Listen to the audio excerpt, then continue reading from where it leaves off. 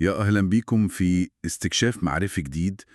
النهاردة هنغوص في كتاب يعتبر أيقونة في عالم تصميم المواقع والتطبيقات. كتاب Don't Make Me Think أو ما تخلينيش أفكر، للمؤلف ستيف كروج. فعلا كتاب لا غنى عنه. هو فكرته الأساسية بسيطة جدا بس مهمة قوي. إن أي موقع أو تطبيق المفروض يبقى استخدامه سهل وبديهي. يعني المستخدم مش المفروض يبذل مجهود عشان يفهم هو يعمل إيه أو يلاقي اللي عايزه. العنوان لوحده بيلخص الدنيا كلها تقريبا، ما تخلينيش أفكر. بالظبط. طب إزاي ستيف كروج بيوصل للفكرة دي؟ إيه القاعدة الأساسية اللي بيمشي عليها؟ القاعدة الأولى والأهم هي إن المستخدم ما يضطرش يقف ويسأل نفسه أسئلة المفروض تكون إجابتها واضحة قدامه، زي مثلا أنا فين في الموقع ده؟ أو هو ده لينك ولا صورة ولا إعلان؟ الحاجات دي المفروض تكون بديهية. مفهوم.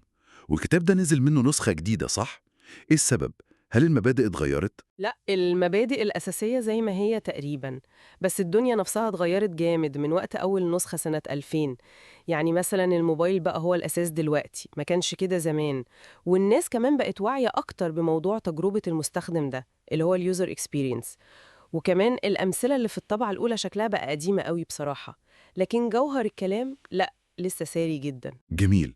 طيب هو كروج بيقول إن فهمنا لطريقة استخدام الناس للويب ساعات بيكون غلط. إيه الحقائق اللي لازم المصممين يعرفوها؟ هو لخصهم في 3 حقائق مهمة ويمكن صادمة شوية للي بيصمم. الحقيقة الأولى، الناس مش بتقرأ يا جماعة، إحنا كمصممين أو كتاب محتوى بنقعد نكتب ونرص كلام، وفي الآخر الناس مش بتقرأ كلمة كلمة. أمال بيعملوا إيه؟ بيعملوا سكان للصفحة، يعني بيمشوا عينيهم بسرعة كده، بيدوروا على كلمة، جملة، شكل، أي حاجة تلفت نظرهم وتكون ليها علاقة باللي هم بيدوروا عليه. زي ما نكون سايقين وبنلم يافطة إعلان بسرعة، بنلقط المفيد وخلاص. دي حقيقة مؤلمة شوية للكتاب. طيب والحقيقة التانية؟ الحقيقة التانية، الناس مش بتدور على أحسن اختيار ممكن، يعني مش بيقارنوا كل البدايل عشان يوصلوا للحل الأمثل 100%. لأ، هما بياخدوا أول اختيار معقول أو كفاية يقابلهم ويخلصوا. اللي هو مبدأ الساتيسفايسنج، الاكتفاء بالمرضي. أول حاجة شكلها تأدي الغرض بيدوسوا عليها وخلاص. بالظبط كده. مفيش وقت ولا مجهود للمثالية دي. تمام. والحقيقة التالتة بقى، التالتة دي بقى اللي بتزعل ناس كتير قوي. محدش بيقرأ تعليمات. لا لا مستحيل، يعني كل الهلب والFAQs دي محدش بيبص فيها. الأغلبية العظمى لأ. الناس بتفضل إنها تدخل تجرب وتخبط وتتعلم وهي بتستخدم التجربة والخطأ حتى لو فهموا غلط في النص، المهم إنهم يوصلوا للي عايزينه في الآخر أو حاجة قريبة منه. هو حتى شبهها في قصة الأمير والفقير اللي لقى الختم الملكي فاستخدمه عشان يكسر بيه بندق. هو مش فاهم قيمته الحقيقية، بس أهو كسر البندق خلاص. تشبيه عبقري بصراحة. طب لو المستخدمين كده بيعملوا سكان وما بيقروش تعليمات وبياخدوا أول حل وخلاص، إحنا كمصممين نعمل إيه؟ إيه النصايح العملية؟ أهم نصيحة: خلي كل حاجة واضحة جدا بذاتها، self-evident. يعني المستخدم يبص على الزرار يعرف ده بيعمل إيه، يبص على اللينك يعرف ده هيوديه فين. ولو الوضوح التام ده صعب قوي، يبقى على الأقل تكون الحاجة سهلة الشرح والفهم بسرعة. يعني نقلل علامات الاستفهام في دماغ المستخدم على قد ما نقدر. البساطة والوضوح مفهوم. وإيه كمان؟ تاني حاجة، نصمم للناس اللي بتسكان دي.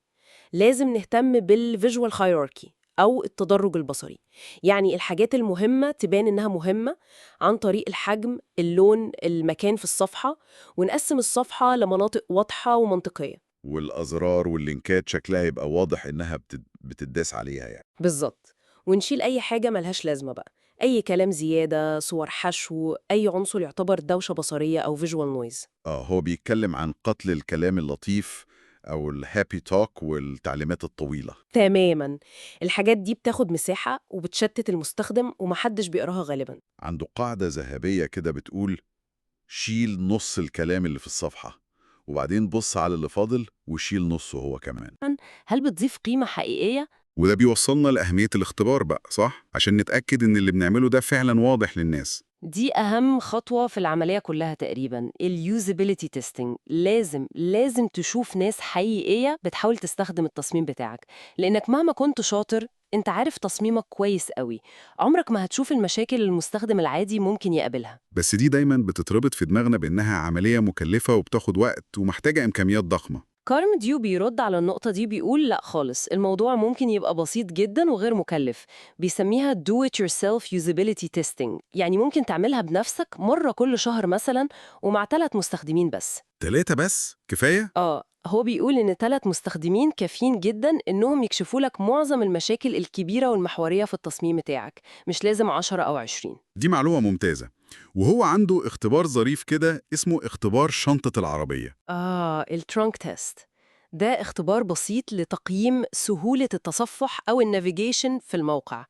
الفكرة إنك تتخيل لو حد يعني اتخطف كده واترمى فجأة في أي صفحة عشوائية جوه موقعك، هل هيقدر بسرعة يعرف هو في أي موقع أصلاً؟ واسم الصفحة دي إيه؟ وإيه الأقسام الرئيسية للموقع؟ وإزاي يرجع للهوم بيج أو يروح أي قسم تاني؟ لو قدر يجاوب على الأسئلة دي بسهولة يبقى النافيجيشن بتاعه تمام؟ بالظبط، يبقى التصميم بتاعك واضح ومش بيوهم المستخدم. جميل جدا. الكتاب كمان تطرق للموبايل والأكسسبيليتي أو إتاحة الاستخدام. صحيح، هو أكد إن نفس المبادئ بتطبق على الموبايل، بس طبعاً مع تحديات زيادة، زي حجم الشاشة الصغير، وأهمية إن الموقع يحمل بسرعة جداً، وحقيقة إن مفيش هوفر بالماوس زي الكمبيوتر. دي كلها حاجات لازم المصمم ياخد باله منها. والأكسسبيليتي؟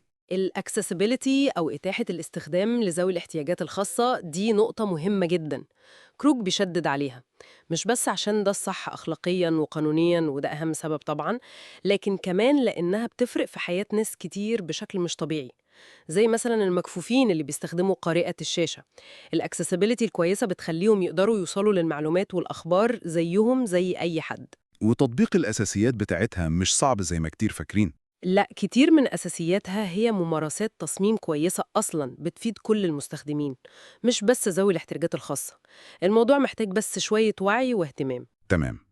يبقى لو حبينا نلخص أهم أفكار الكتاب في كلمتين. بص، الخلاصة هي البساطة والوضوح الشديد هم مفتاح النجاح. لازم نفهم المستخدم الحقيقي بيفكر إزاي وبيتعامل إزاي، مش زي ما إحنا متخيلين في دماغنا. والاختبار ثم الاختبار ثم الاختبار مع مستخدمين حقيقيين، حتى لو بشكل بسيط وغير مكلف. ونقطة أخيرة يمكن تستدعي التفكير مننا كلنا كمصممين أو حتى كمستخدمين. هل إحنا دايماً بنستخدم فهمنا لسلوك المستخدم ده عشان نخدمه فعلاً ونحسن تجربته؟ ولا ساعات بنقع في فخ استغلال المعرفة دي عشان نوجهه للي إحنا عايزينه حتى لو مش في مصلحته، اللي هي الحاجات اللي بيسموها dark patterns أو الأنماط المضللة؟ سؤال مهم جدا فعلا. بنتمنى يكون الغوص السريع ده في أفكار Don't Make Me Think كان مفيد وممتع ليكم. شكراً جداً لوقتكم، وإلى اللقاء في رحلة استكشافية معرفية جديدة قريباً.